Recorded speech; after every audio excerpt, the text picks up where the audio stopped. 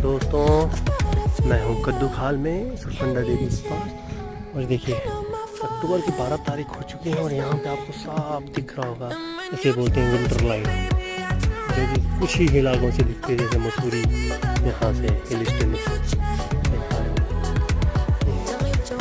से कहते हैं विंटर लाइट।